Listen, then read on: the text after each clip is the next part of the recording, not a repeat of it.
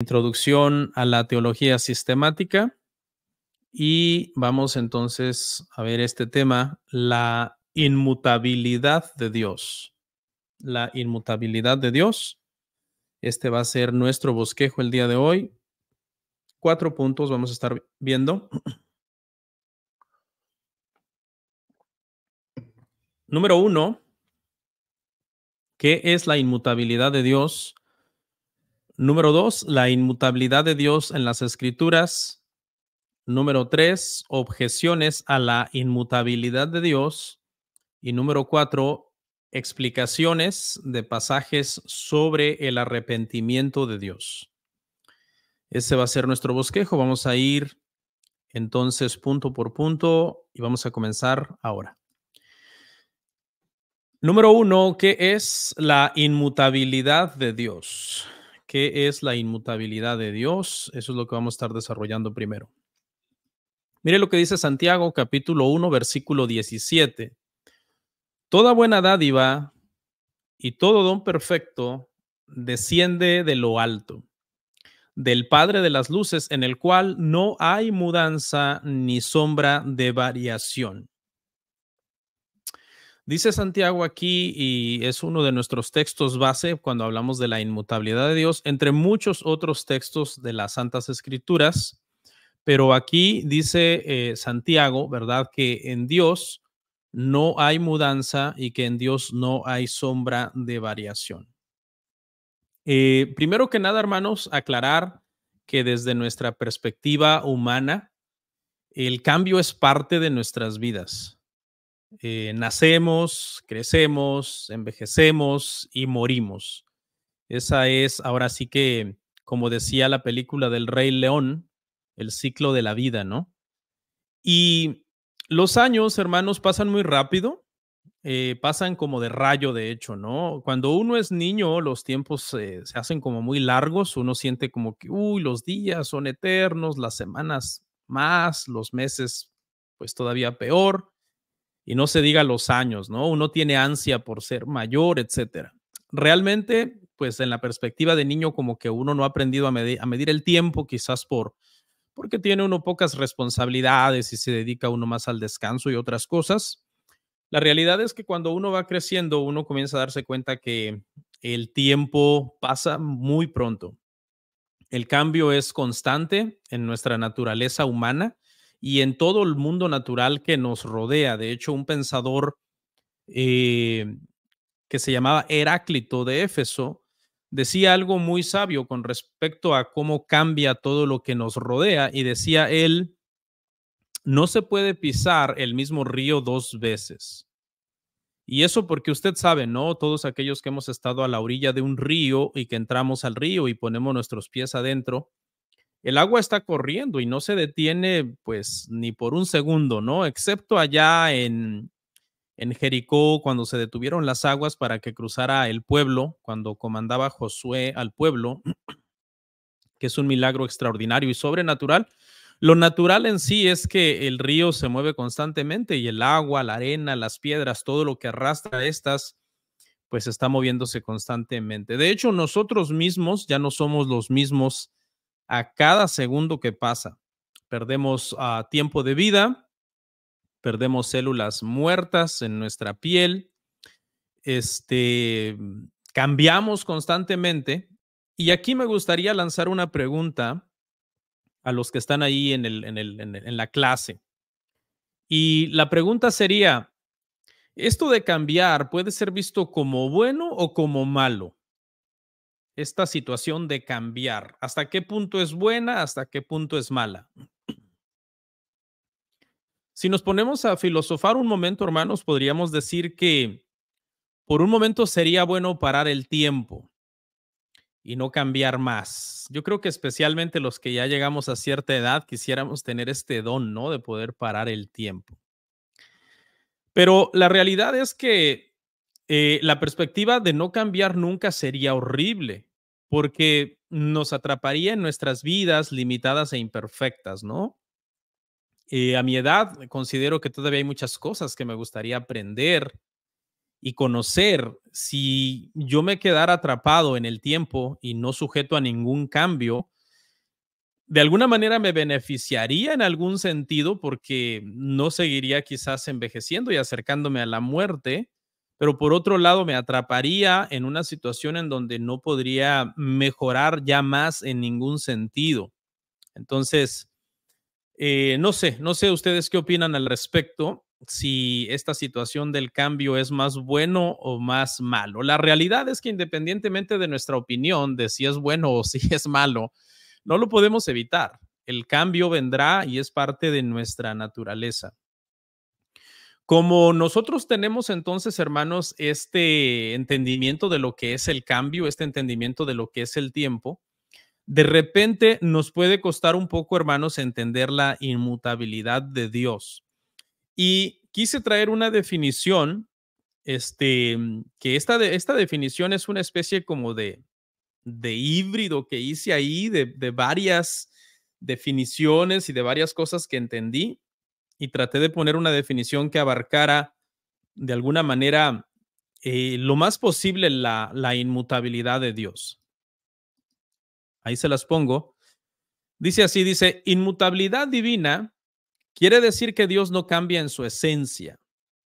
Dios mora en la plenitud infinita, eterna y perfecta de la vida. Y por eso en él encontramos la plena constancia. Aquí en esta palabra constancia quiero hacer un alto porque hay teólogos que prefieren esta palabra, la palabra constancia en lugar de la palabra inmutabilidad para este atributo. Y la razón es esta, continúo. Inmutabilidad, por otro lado, no quiere decir inmovilidad y esterilidad, como si fuera un ser inerte e inactivo. El punto de vista bíblico no es el de que Dios sea estático, sino estable. Él es activo y dinámico, pero de una manera estable y coherente con su naturaleza, voluntad y planes. Ahí está entonces la definición. Yo creo que le pueden hacer ahí una captura de pantalla para que lo tengan. Ya que esta definición la tomé de varios manuales y de una investigación pues un poco profunda de todo el tema, ¿no? Entonces, aquí quiero hacer una aclaración. Cuando se habla de inmutabilidad, a algunos no les gusta. Y por eso dije yo hace un momento, ¿verdad? Que algunos teólogos de hecho prefieren llamarle la constancia divina.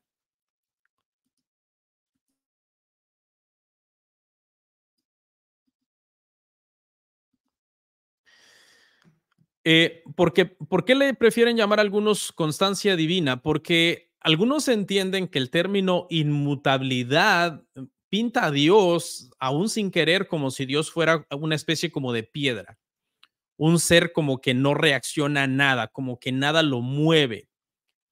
La realidad es que Dios, aunque no reacciona con las pasiones que los seres humanos reaccionan o como los seres humanos reaccionan con las pasiones que nosotros tenemos, sí reacciona a los seres humanos. Dios sí reacciona a los seres humanos. Entonces, algunos prefieren evitar el término inmutabilidad porque da a entender como que Dios no reacciona, como que Dios fuera una piedra, un ser inerte, inactivo, inmóvil, estéril. Entonces, lo que realmente queremos decir acá es que Dios es un ser estable en el que podemos confiar, sus promesas son seguras, sus planes son buenos, Dios es fiel, Él será el mismo, ¿no? Actuará como prometió, Él será el mismo desde el principio y hasta el final, Él va a actuar siempre como Él ha prometido y va a cumplir entonces sus compromisos. Mire estos pasajes que tengo acá que nos ayudan a tener un consuelo si creemos que Dios es inmutable. Lamentaciones 3:22 al 23 dice, por la misericordia de Jehová no hemos sido consumidos, porque nunca decayeron sus misericordias. Nuevas son cada mañana, grande es tu fidelidad. ¿Ok? Imagínense en este pasaje, hermanos, si nos pusiéramos a pensar que Dios no extendiera nuevas misericordias cada mañana, que por la noche algo pasara en Dios y de alguna manera al día siguiente amaneciera o bien con menos misericordia o bien como un ser inmisericordia. No, El escritor sagrado dice, no, más grande es tu fidelidad. Por cuanto Dios es inmutable, es un ser en el que hay constancia en su esencia, en su voluntad y en sus planes, nosotros podemos estar confiados de que Él no cambiará en este sentido. Mire lo que dice la primera epístola del apóstol Juan, capítulo 1, verso 9. Si confesamos nuestros pecados, Él es fiel y justo para perdonar nuestros pecados y limpiarnos de toda maldad. Podemos confiar en estas promesas porque Dios no cambia. Si Dios cambiara, toda la humanidad correría peligro, ¿no? Estaríamos en un constante peligro. Si Dios fuera como los hombres, hace tiempo que su misericordia se habría agotado, su fidelidad se habría acabado y posiblemente ya hubiéramos caído entonces en las manos de un Dios que está airado, obviamente, todos los días contra el impío, ¿no? Pero ya se hubiera extendido a toda la humanidad en general y quizás hubiera, de hecho, exterminado a la raza humana, ¿no? Mire lo que dice Malaquías, capítulo 3, verso 6, porque yo, Jehová, no cambio. Escuche, por esto, hijos de Jacob, no habéis sido consumidos. ¿Por qué? Porque Él no cambia, porque Él es constante. Su carácter es constante. El creador jamás se vuelve menos veraz, Dios no se vuelve menos justo, Dios no se vuelve menos bueno de lo que una vez fue. Esos son atributos de la esencia de Dios que se mantienen constantes todo el tiempo, hermanos. Amén. Entonces, en este punto creo que nos quedamos entonces con una introducción de lo que es el cambio, una definición de lo que es la inmutabilidad divina y por lo menos unos pasajes que nos llevan a un entendimiento de lo bueno que es el que Dios sea inmutable, porque entonces podemos confiar en sus misericordias, en su fidelidad y en su amor para nosotros. Vamos a ir al punto número 2, hermanos. Bienvenidos a los que llegaron un poquito tarde, hermanos. Gracias por estar ahí. Veo al hermano Marco, el hermano Anthony que llegaron un poquito después. Bueno, punto número 2, la inmutabilidad de Dios en las escrituras. La inmutabilidad de Dios en las escrituras. Obviamente, hermanos, todas las doctrinas que nosotros los protestantes creemos deben de estar respaldadas por la escritura, porque pues somos sola escritura y debemos ir a la escritura entonces para buscar lo que creemos. El relato bíblico de Dios se abre con la historia de sus obras, ¿ok? Pero no es como las biografías humanas. No sé si usted ha puesto atención en ese detalle cuando abrimos Génesis capítulo 1, versículo 1. No, la Biblia no comienza primero con un tratado sobre quién es Dios, sobre por qué Él existe, sobre por qué debemos de creer que Él existe, sobre cómo Dios se originó. No. La Biblia simplemente da por sentada la existencia de Dios y la da por sentada como que es un ser eterno. La biografía, por ejemplo, hermanos, de las personas consiste en trazar, ¿no? El origen de una persona, cómo esa persona se desarrolló a lo largo del tiempo. Eso no pasa en el caso de Dios. Simplemente desde el principio ya Dios estaba allí, ya existía en todo su esplendor, en todo su poder, en toda su sabiduría, en toda su bondad. Y esto es lo que encontramos entonces en Génesis 1:1. En el principio creó Dios los cielos y la tierra. ¿Ok? Toda biografía, hermanos, si nosotros comenzáramos a leer una biografía de un personaje famoso que existió, qué sé yo, hace unos 700, 800 años, por ejemplo, Tomás de Aquino, qué sé yo, lo primero que vamos a encontrar, hermanos, es que cuando vamos a leer su biografía, pues vamos a encontrar su fecha de muerte, de nacimiento, perdón, primero, en ese orden. Luego vamos a encontrar sus obras más importantes. Después de eso vamos a encontrar su fecha de muerte, ¿no? Eso es lo típico cuando se va a hablar de un ser humano. Eso en Dios no existe, ¿no? No hay historia del origen, desarrollo y muerte de Dios. Dios es eterno.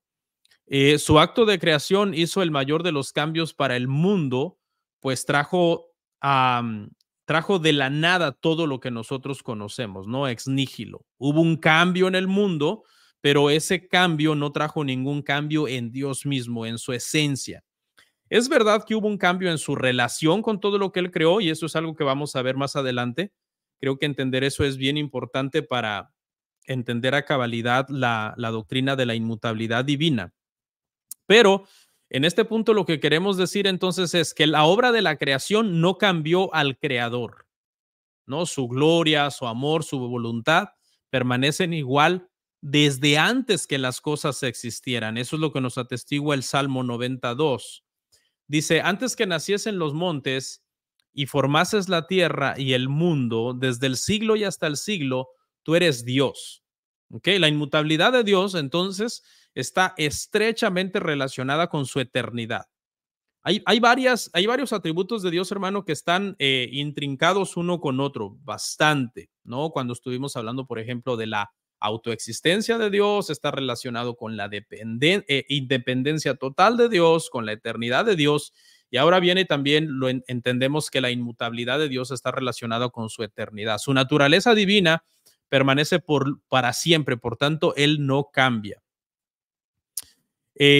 Podríamos dar dos razones de por qué Dios no cambia. Dios no cambia porque Dios no está sujeto al tiempo. Antes de que Dios creara el tiempo, que nosotros creemos que el tiempo es algo creado, Dios ya existía.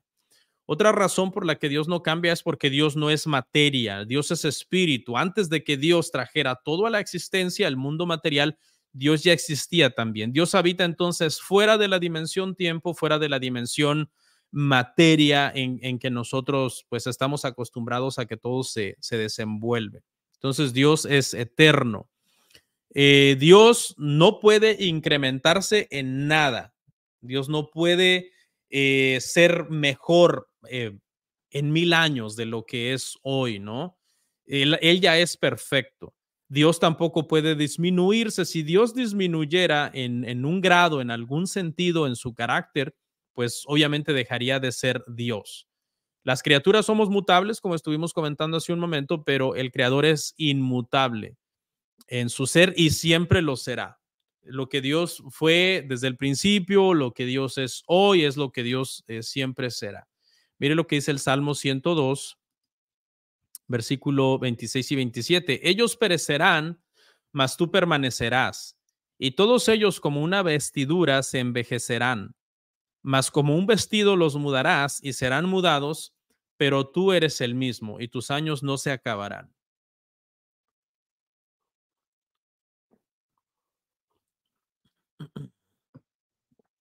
Este salmo es muy interesante porque aquí se le está aplicando al Padre y luego más adelante vamos a ver cómo este mismo salmo se le aplica al Hijo, ¿no?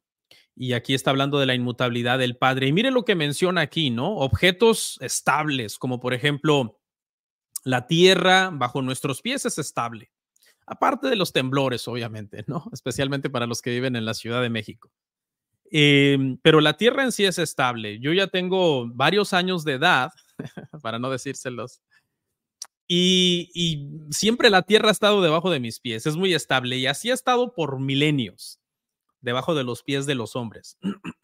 El cielo es muy estable también, desde que yo tengo memoria el cielo ha estado sobre mi cabeza, igual sobre la tuya y sobre millones de seres humanos que nos han precedido en los últimos milenios, varios milenios, ¿no? Menciona aquí el salmista estas dos creaciones, ¿no? Cielos y tierra que fueron creados por Dios y los menciona como creaciones que envejecen, que se mudan, que serán mudados. Y luego hace un contraste con Dios y al final del verso dice, pero tú eres el mismo, tus años no se acabarán. Bueno, obviamente, ¿no? Vimos en el Salmo 92 anteriormente que Dios existe fuera de la creación, ¿ok? Fuera de la creación, antes de que existieran los montes, Dios ya era Dios desde el siglo. Entonces, aquí lo que vemos en este Salmo 102, 26, 27, pues es una confirmación de lo que acabamos de decir, ¿no? Que Dios es estable comparado con la creación. Él es el mismo Dios que era antes de crear el mundo y seguirá siendo el mismo Dios cuando este mundo ya no exista, ¿no? De alguna manera, bueno, no sé qué corriente escatológica usted pertenezca. Sabemos que en algún momento habrá una especie de destrucción final, juicio final. El Señor regresará por segunda vez. Habrá un juicio final, una especie de restauración de cielos nuevos y tierra nueva. Bueno, a donde lo quiero llevar es que según los pasajes que estamos viendo, en su inmutabilidad, Dios es el mismo antes del mundo y Dios será el mismo después de ese cataclismo que venga en los últimos tiempos. Lo que le pase a los cielos y a la tierra o a los montes y a los mares, a los astros, etcétera, no afecta así, no afecta en sí al Señor. Eso es muy importante. Y esto marca una distinción que debemos de subrayar entre lo que es creador y creación, entre lo que es Dios y humanidad. Somos diferentes. Ontológicamente hablando, Dios es inmutable. Sin embargo, la creación alrededor de nosotros y nosotros como seres humanos, como comenzamos la introducción, somos mutables, somos cambiantes, estamos constantemente mudando. Acuérdense que mutar o inmutabilidad viene de ahí, de mudar, ¿no? Es la raíz de la palabra. Bueno, vamos a ir entonces, hermanos, el día de hoy en este mismo punto número 2 en el cual estamos, que estamos viendo la inmutabilidad de Dios en las Escrituras. Quiero que veamos tres aspectos de la inmutabilidad de Dios en este mismo punto. Tres aspectos de la inmutabilidad de Dios. El primero, la voluntad inmutable de Dios. Dios no solo es inmutable en las perfecciones de su naturaleza, sino también en cumplir sus promesas. La inmutabilidad de su voluntad se refleja en la estabilidad de su palabra y su carácter fiel. Mire lo que dice Isaías 48, dice, sécase la hierba, marchítase la flor, mas la palabra del Dios nuestro permanece para siempre. Tal vez ahorita no les va a hacer mucho sentido porque estamos hablando, ya hablamos, ¿verdad?, del ser inmutable ontológicamente de Dios. Dios es un ser en su esencia, en su carácter, en su naturaleza inmutable. Ahora estamos viendo hablando de la inmutable voluntad de Dios. Y quizás algunos digan, yo he visto pasajes donde Dios cambia de voluntad. No se confundan. Ahí es donde vamos a llegar al final. Pero realmente mire lo que dice Isaías 48, sécase la hierba, marchítase la flor, mas la palabra del Dios nuestro permanece para siempre. ¿Qué es lo que queremos decir cuando hablamos de la inmutable voluntad de Dios? Lo que estamos queriendo decir es que si los planes de Dios cambiaran con el tiempo, entonces Dios tendría que estar constantemente cambiando su palabra. Entonces, lo que a nosotros nos lleva a una conclusión aquí es que por cuanto la palabra del Señor permanece para siempre, es inmutable, entonces la voluntad de Dios es inmutable, ¿ok? Dios no tiene que estar ajustando la palabra o ajustando su palabra constantemente porque resulta que su voluntad ha cambiado. No, la voluntad de Dios es inmutable. No se preocupe que conforme avancemos le va a ir haciendo más sentido estos cabos sueltos que de repente vamos a ir dejando por ahora, ¿ok? Veamos un segundo aspecto aquí de la inmutabilidad de Dios. Cristo es inmutable. La inmutabilidad de Dios entró en nuestro mundo mutable cuando Dios se hizo carne en la persona de Jesucristo. Hermanos, fue un misterio, ¿ok? Fue un misterio porque el Dios inmutable de alguna manera entró en cierto grado de inmutabilidad en la persona de Jesucristo. Mire lo que dice Juan 1:14. Dice, y aquel verbo fue hecho carne y habitó entre nosotros y vimos su gloria, gloria como del unigénito del Padre, lleno de gracia y de verdad. Jesús, entonces el Señor Jesús cuando se encarnó, nosotros sabemos que tuvo la cristología. En la cristología aprendemos que hay una doble naturaleza en Cristo, ¿no? Una naturaleza divina, que es una naturaleza obviamente inmutable, y una naturaleza humana en la cual nosotros entendemos que Jesús experimentó cambio. Jesús nació como un ser humano, ¿verdad? De hecho, Lucas capítulo 2, versículo 52 dice que crecía, ¿no? Crecía en sabiduría, en estatura y en gracia para con Dios y delante de los hombres. Pero en cuanto a su divinidad, nosotros entendemos entonces que es eterno. Cristo es eterno y es inmutable. Juan capítulo 1, versículo 1 dice, en el principio era el verbo y el verbo era con Dios y el verbo era Dios. Y obviamente ese verso nos remonta una vez más a la eternidad del Hijo, a la eternidad del verbo, a la inmutabilidad eh, de la naturaleza divina de Cristo, ¿no? Mire lo que dice Hebreos 13:8, Jesucristo es el mismo ayer, hoy y por los siglos. Hay una inmutabilidad en él. Cuando Jesús, hermano, confrontó a los religiosos de su tiempo y que Jesús tenía, le dijeron, tú tienes menos de 50 años. Le estaban diciendo, eres muy joven, ¿cómo dices tú que tú conoces a Abraham? Y él les contesta en Juan 8:58, él les dice, bueno, déjenme decirles que antes que Abraham fuese, yo soy, ¿no? Reclamó prácticamente esa eternidad con Dios y por lo tanto esa inmutabilidad en su naturaleza divina. Sabemos que como humano, obviamente hubo un momento en que fue un bebé, en que fue un adolescente, en que fue un hombre joven. No, pero más allá de eso, Jesús tenía una inmutabilidad entonces divina en su persona y también en sus obras, ¿no? Como cuando les dice a sus discípulos, mi padre y yo trabajamos, mi padre trabaja todo el tiempo y yo trabajo, y prácticamente sabemos que lo que se está es atribuyendo las obras de la creación, ¿no? Colosenses nos enseña prácticamente que por él, para él y por él fueron hechas todas las cosas. Entonces, ahí en Cristo encontramos este misterio, hermano, de la inmutabilidad divina encarnada en un cuerpo de carne que de alguna manera experimentó una cierta mutabilidad. Muy interesante. Hebreos capítulo 1, versículo, perdón, es el siguiente punto. Quiero ver. No, esta cita entonces está en el mismo pasaje y yo me la salté, disculpen. Hebreos capítulo 1, verso 10-12 es donde yo les dije que precisamente íbamos a ver el Salmo 102.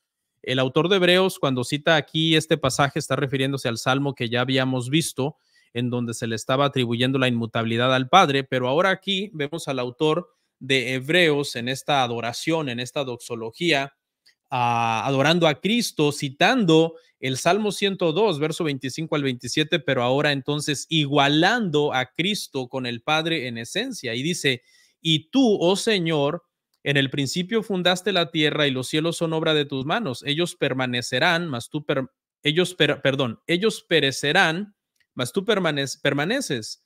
Y todos ellos envejecerán como una vestidura y como un vestido los envolverás y serán mudados, pero tú eres el mismo y tus años no acabarán. Y los que conocen hebreo saben que este pasaje está referido a Cristo Jesús. En resumen, entonces, aquí, hermanos, donde estamos hablando en este punto 2 sobre la inmutabilidad de Cristo, podemos ver que como verdadero hombre tuvo una cierta mutabilidad como verdadero hombre, pero que como verdadero Dios entonces tenía los atributos de la inmutabilidad del Padre. Amén.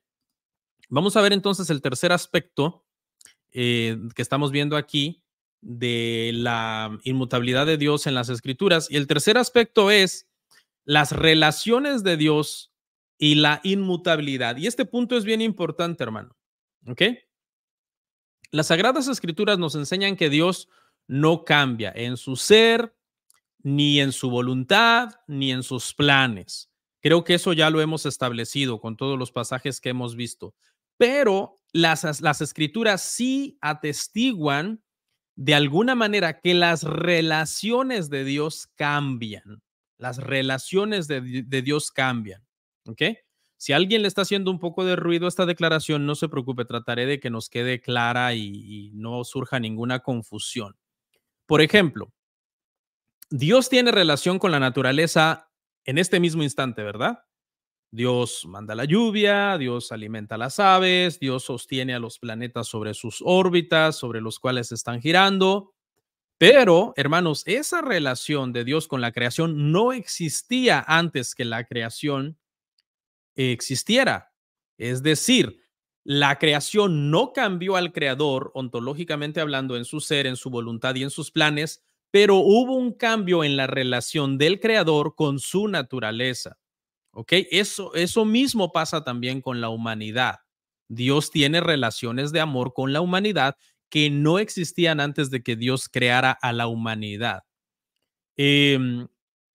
Entonces, eso es lo que queremos decir. Ahora, entonces, la relación de Dios con la humanidad de repente puede cambiar porque por medio del Evangelio nosotros sabemos que las personas que oyen el Evangelio y lo rechazan serán condenados y las personas que oyen el Evangelio y vienen a Cristo serán salvados. Entonces, allí es donde sabemos que de alguna manera, cuando nosotros no somos hijos de Dios, dice la Biblia en Efesios que somos hijos de ira, hijos de desobediencia, pero cuando oímos el Evangelio, pasamos a ser hijos de Dios. Entonces, ahí podemos entender, hermanos, que hay un cambio entonces en la relación de Dios con las personas. Y pues vamos a ver un versículo, Juan 3, 16, 18, para explicar un poco más esto, ¿no? Dice, porque de tal manera amó Dios al mundo que ha dado a su Hijo unigénito para que todo aquel que en él cree no se pierda, mas tenga vida eterna. Porque no envió Dios a su Hijo al mundo para condenar al mundo, sino para que el mundo sea salvo por él.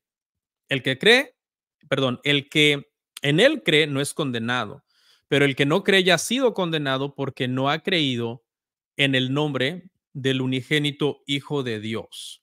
Entonces, lo que queremos decir con esto es que a pesar de que Dios es inmutable en sus promesas y en su persona y en sus planes, Él sí cambia en sus relaciones con las personas. ¿Ok? Por ejemplo, los incrédulos viven bajo la condenación y la ira de Dios, ¿no? Pero cuando se arrepienten, pasan de condenación, como dice el versículo ahí, ¿qué? A vida. ¿Ok? Pasan de condenación a hallar gracia de Dios. Reconocer la mutabilidad de las relaciones de Dios es crucial para entender esta doctrina de la inmutabilidad de Dios. Si no se entiende este punto de que Dios cambia en las relaciones con las personas, no es que cambia Él, sino que cambia en esas relaciones, la relación cambia, nos va a causar mucho problema esta doctrina de la inmutabilidad divina. Los cambios en las relaciones de Dios con las criaturas no indican un cambio en Dios mismo. Tales relaciones no son parte de la esencia de Dios. Dios ha decidido soberana y libremente tener relaciones con las personas. Eso no lo va a cambiar a Él. ¿Ok? Entonces, eso está dentro de las acciones externas de Dios. No hay un cambio interno ontológico. No, es un cambio externo, es un curso de acción. Ya vamos a llegar ahí. Los cambios en ellas no implican ningún cambio en Dios mismo. Los cambios de relaciones no implican ningún cambio en Dios mismo. Vamos a ir a nuestro punto número 3, hermanos. ¿Cómo vamos de tiempo? Vamos bien. 8:44.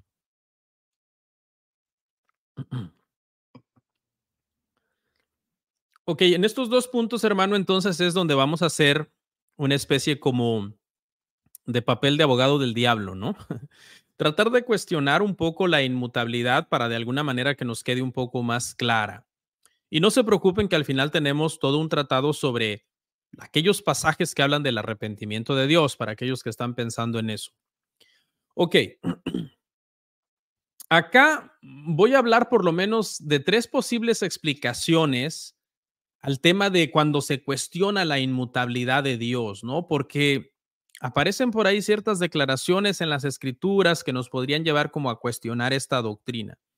Y quiero hablar por lo menos por lo menos entonces de tres posibles explicaciones.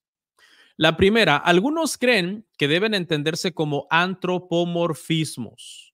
Antropomorfismos. Esta palabra, hermano, antropomorfismo, está compuesta por dos términos, ¿no? Antro, que viene de antros, que quiere decir hombre, y morfismos, que se refiere como a formas, ¿no? Entonces, lo que se quiere decir es que aquellos pasajes que hablan o describen ciertas acciones y sentimientos de Dios, están tratando de describirlas en términos humanos, desde una perspectiva humana, para que nosotros podamos entenderla.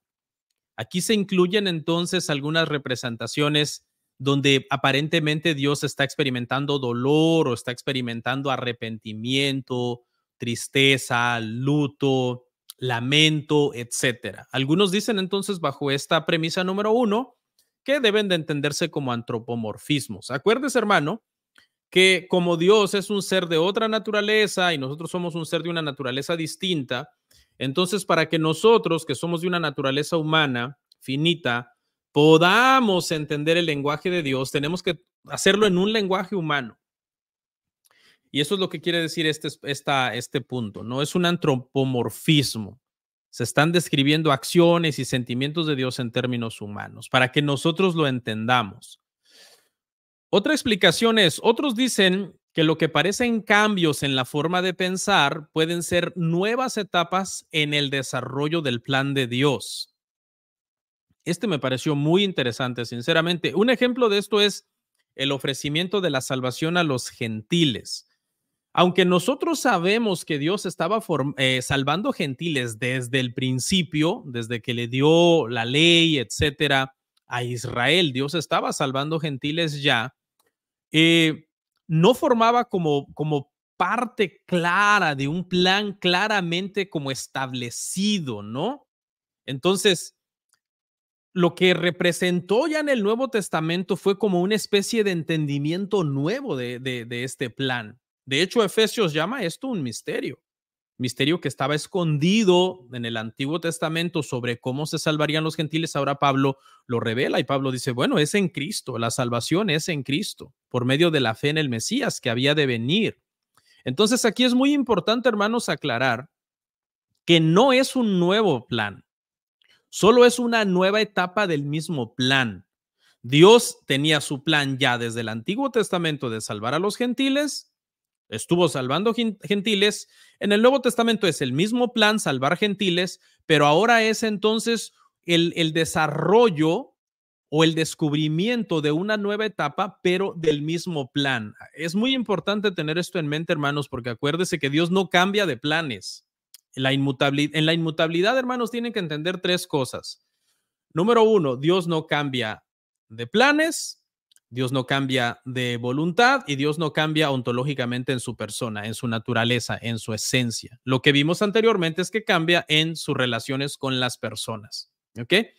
Otra explicación, hermanos, otra postura es que los cambios de pensamiento aparentes son cambios de orientación que se dan como resultado del cambio de relación de los humanos para con Dios.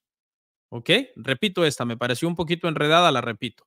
Otra postura es que los cambios de pensamiento aparentes son cambios de orientación que se dan como resultado del cambio de relación de los seres humanos para con Dios. Ok, como la declaración es un poco difícil, pues hay que darle ilustraciones, ¿no? Esa es mi teoría, de que toda declaración teológica difícil necesita una ilustración, un ejemplo para nosotros poderla aterrizar y entenderla. ¿Ok?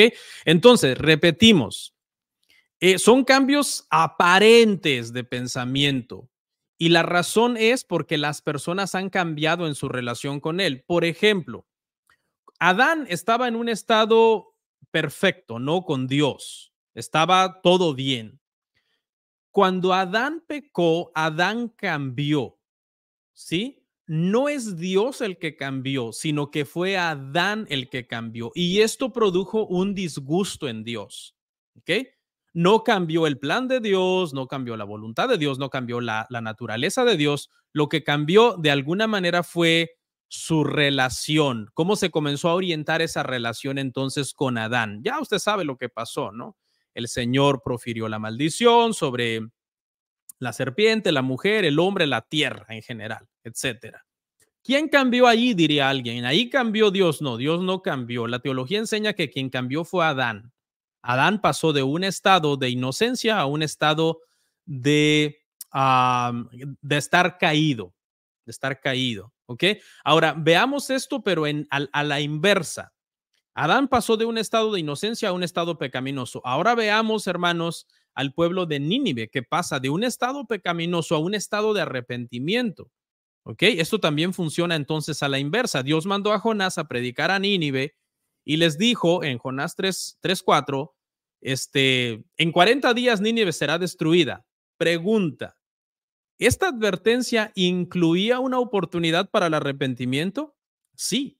Por eso es que Dios les está dando 40 días.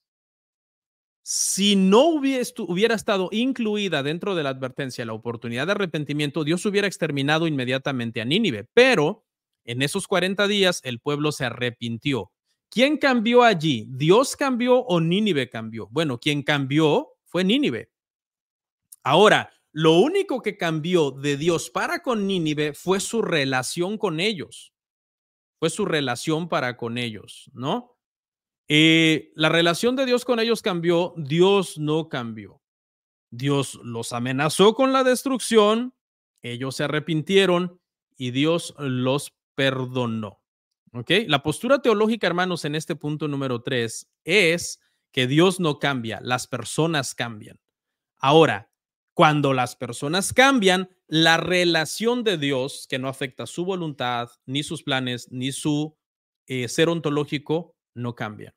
Y por último, queridos hermanos, vamos a nuestro punto número 4. Explicación de pasajes sobre el arrepentimiento de Dios. Bueno, una pregunta que debemos abordar en este punto, hermanos, es cómo debemos entender en general las enseñanzas de la Biblia sobre el arrepentimiento divino. ¿Por qué? Porque en las Escrituras encontramos pasajes que dicen que Dios se arrepiente y encontramos pasajes que dicen que Dios no se arrepiente. ¿Cómo podemos hacer armonizar? ¿Cómo podemos armonizar estos pasajes para que no tengamos conflicto a la hora de interpretarlos? Bueno, vamos a comenzar, hermanos, por decir algo que es muy importante y que es que esta palabra, hermano, arrepentir, que es la palabra nakam, nakam, se podría pronunciar nakham, ¿no? Nakham o nakam, dependiendo cómo ande su hebreo. El mío anda un poco perdido, así que no sé cuál de los dos es el bueno. Ok.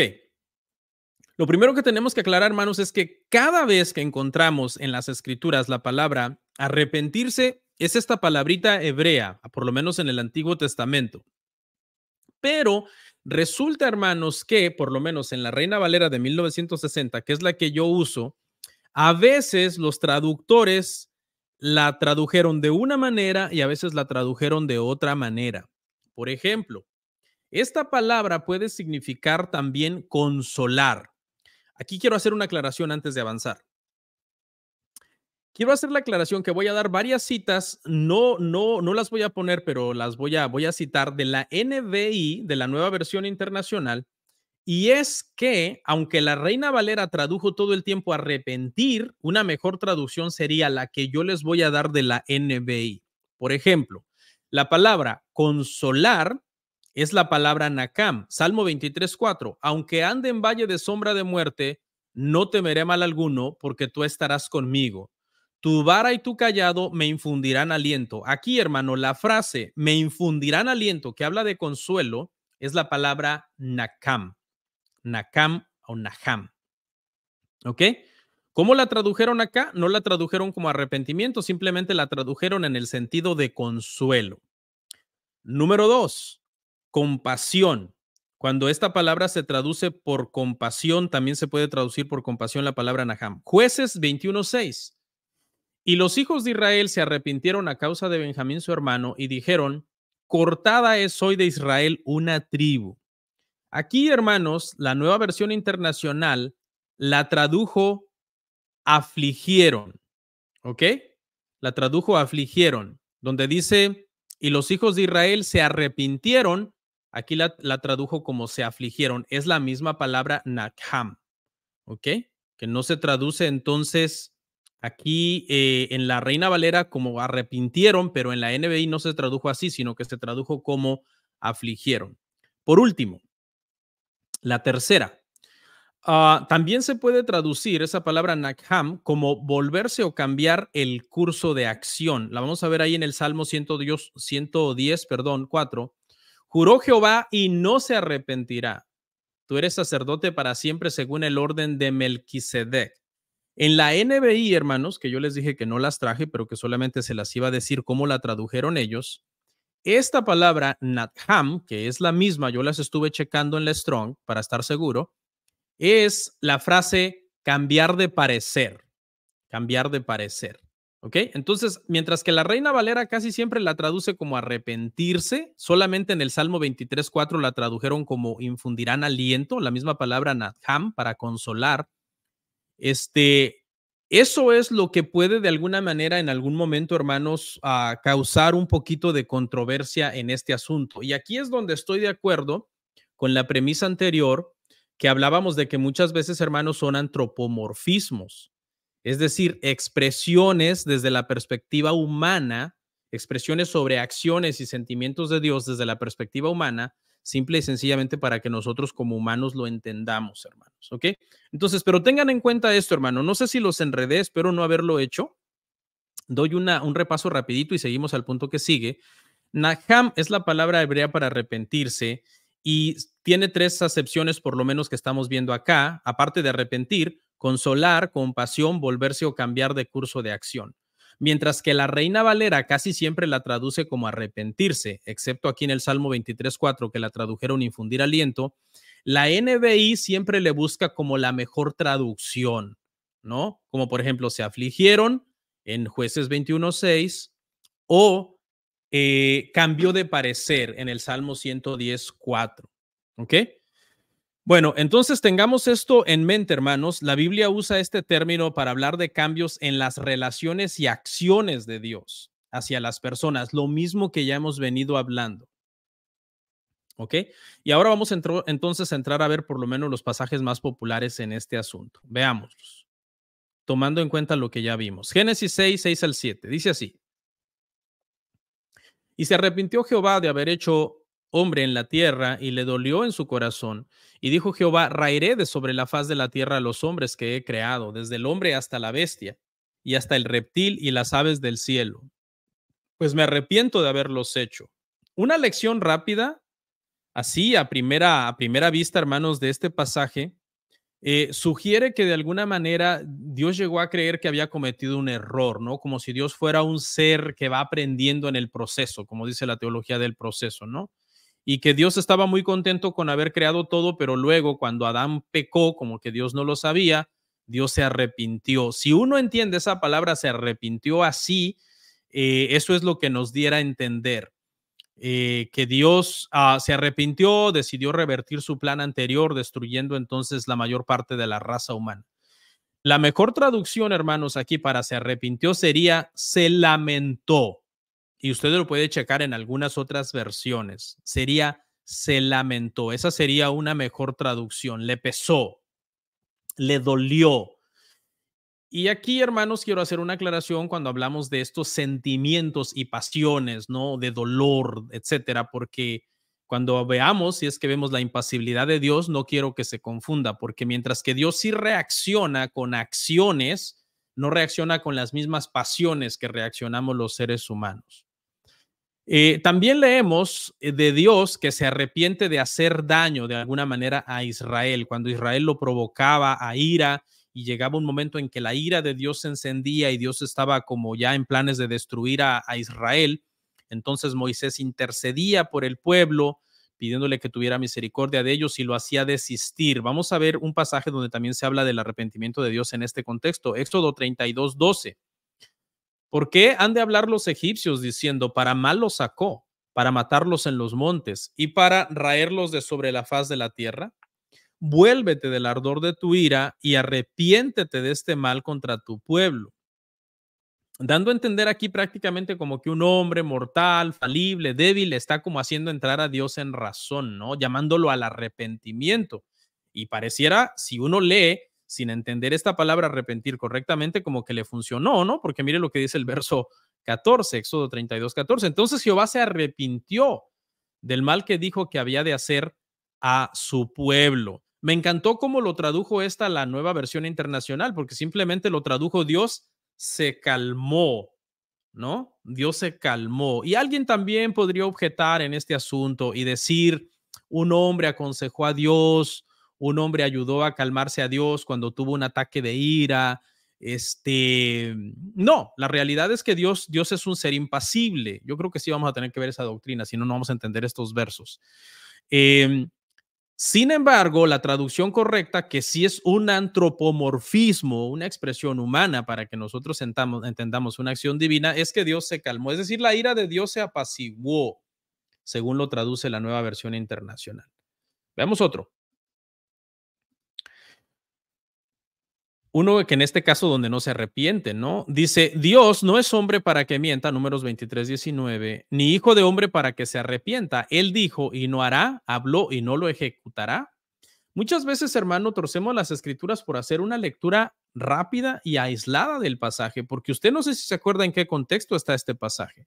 Está en el contexto de que Balac manda llamar al profeta Balaam para que maldiga a Israel. Y entonces cuando Balaam está tratando de maldecir a Israel, Dios no le deja maldecir a Israel.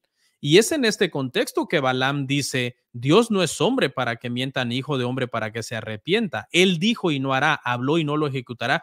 Y aquí Balaam lo que está hablando es de que Dios no se puede arrepentir de la bendición que dio a Abraham y a su descendencia, de lo que había hablado que iba a hacer con Abraham y su descendencia, de hacerlos como las estrellas del cielo y como las arenas del mar.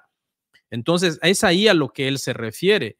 Se está refiriendo a que no los puede maldecir. Balaam está diciendo, yo no los puedo maldecir porque Dios no se puede arrepentir de haberlos bendecido y no puede mentir sobre la promesa que hizo de haberlos hecho que fuera una nación tan vasta y tan grande. De hecho, por eso fue que Balac, perdón, hijo de Beor, tenía ese miedo, ¿no? Porque estaba viendo a Israel ahí en sus terrenos y era un pueblo muy grande. Y es en ese sentido que lo está citando entonces, hermanos, Balaam. Entonces, también el contexto es importante. Es una serie de cosas, hermano, que tenemos que ver para interpretar estos pasajes. Y por último, hermano, pues no podíamos terminar sin ver uno de los textos que en este aspecto es el rey de los textos cuando habla del arrepentimiento de Dios. Es un texto, hermanos, paradigmático porque es un pasaje en donde dos veces en un solo capítulo dice que Dios se arrepiente y dos veces que no se arrepiente en el mismo capítulo. Y nos estamos refiriendo a primera de Samuel, capítulo 15, versículo 11, primera de Samuel 15, 29 y primera de Samuel 15, 35. Mire la primera vez. Aquí dice me pesa, pero es la misma palabra que dijimos que era ¿qué? ¿Se acuerdan? Se me fue Nakham, ¿no? Primera de Samuel 15, 35. Me pesa o me arrepiento. Después, permiso, me moví. Primera de Samuel 15, ¿dónde estoy? 11. Me pesa haber puesto a rey por Saúl, de haber puesto por rey a Saúl, o me arrepiento de haber puesto por rey a Saúl, porque se ha vuelto de en pos de mí y no ha cumplido mis palabras. Y se apesadumbró Samuel y clamó a Jehová toda aquella noche. ¿Okay? Ahí está la primera expresión, Nakham, de me arrepiento de haber puesto por rey a Saúl. Y ahora pues hay que explicar, obviamente, ¿no? Aquí hizo una buena traducción la Reina Valera, me pesa, es una mejor traducción. De hecho, si la vemos así como me pesa, no hay entonces dos me arrepiento y dos no me arrepiento. Pero como nosotros sabemos que es Naham y que muchas veces se traduce me arrepiento, pues por eso es que estamos diciendo que en este pasaje hay dos me arrepiento y dos no me arrepiento, ¿no? Ahora, hay que explicar me arrepiento. El arrepentimiento de Dios en 1 Samuel 15, 11 aquí indica su disgusto por el pecado de Saúl. Saúl una vez estuvo delante de Dios como el rey designado, escogido por Dios. De hecho, usted se acuerda del proceso, ¿no? Para elegirlo, etcétera. Pero, ¿qué fue lo que pasó? ¿Quién cambió? ¿Cambió Saúl? Sí, Saúl cambió. Saúl se volvió un rebelde, Saúl se volvió un desobediente y por ende Dios lo rechazó. Es decir, la relación de Dios con Saúl cambió y Dios lo rechazó. Y ahí está la explicación. A mí me parece sencilla y satisfactoria. Espero que a usted también. Veamos el siguiente, 1 Samuel 15, 29.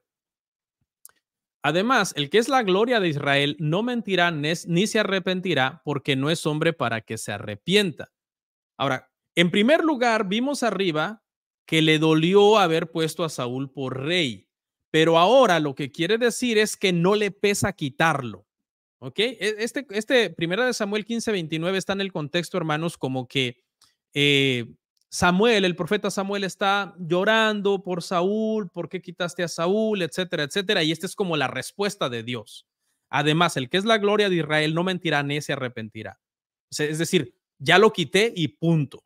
No me pesa haberlo quitado y voy a poner a otro mejor que él en su lugar. Y sabemos que se refería a David. Y con David sí viene y hace un pacto eterno. Con Saúl no había hecho un pacto eterno, por tanto lo podía quitar. Con David hizo un pacto eterno y nosotros sabemos que por eso es que Cristo es el Rey de Reyes y Señor de Señores, porque ese pacto es eterno y es el descendiente de David. Entonces vemos una coherencia en Dios. Como por un lado, allá arriba, Balaam dice, Dios no es hombre para que mienta, ni hijo de hombre para que se arrepienta, porque le había hecho una promesa a Abraham y la iba a cumplir. Y ahora, por este lado, por cuanto no le había hecho una promesa a perpetuidad a Saúl, sí dice, me pesa de haberlo puesto y lo quito, que sabemos que es una traducción para me arrepiento de haberlo puesto. Y la última, hermanos, primera de Samuel 15:35, dice así. Y nunca después vio Samuel a Saúl en toda su vida. Y Samuel lloraba a Saúl, y Jehová se arrepentía de haber puesto a Saúl por rey sobre Israel. ¿Okay? ¿Qué quiere decir esto, hermanos? El curso de acción de Dios con Saúl cambió. ¿Por qué? Porque Saúl cambió, Dios no cambió. Dios lo derribó del trono, lo quitó del trono, Dios lo puso en el trono, Dios lo quitó del trono. ¿Es eso incongruente con la naturaleza de Dios? No. La Biblia dice que Dios pone reyes y Dios quita reyes. ¿Ok? En su momento considera prudente ponerlos y sabio y soberano, aunque a los hombres no les guste. Y en su momento Dios dice, se acabó mi plan de tenerte ahí, por lo menos para este tiempo, no porque su plan cambie, sino porque su plan avanza. Y ahora te quito.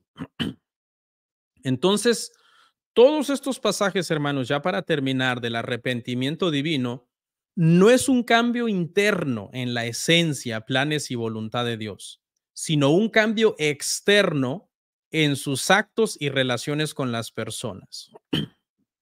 Creo que una buena aplicación para terminar, hermanos, el tema de la inmutabilidad divina es que podemos confiar en que aún en medio de grandes cambios, Dios continúa ejecutando su plan perfecto. Sin embargo, escuche, no deberíamos de ser presuntuosos de la inmutabilidad de Dios para pensar que no necesitamos lidiar seriamente con la desobediencia, con el pecado, con la rebeldía, con la negligencia. No, porque Dios, hermanos, es inmutable en lo que Él ha prometido, pero Él cambia en sus relaciones con las personas. Y podríamos de alguna manera probar que Dios nos puede disciplinar a nosotros, de hecho, hasta quitarnos la vida, ¿ok?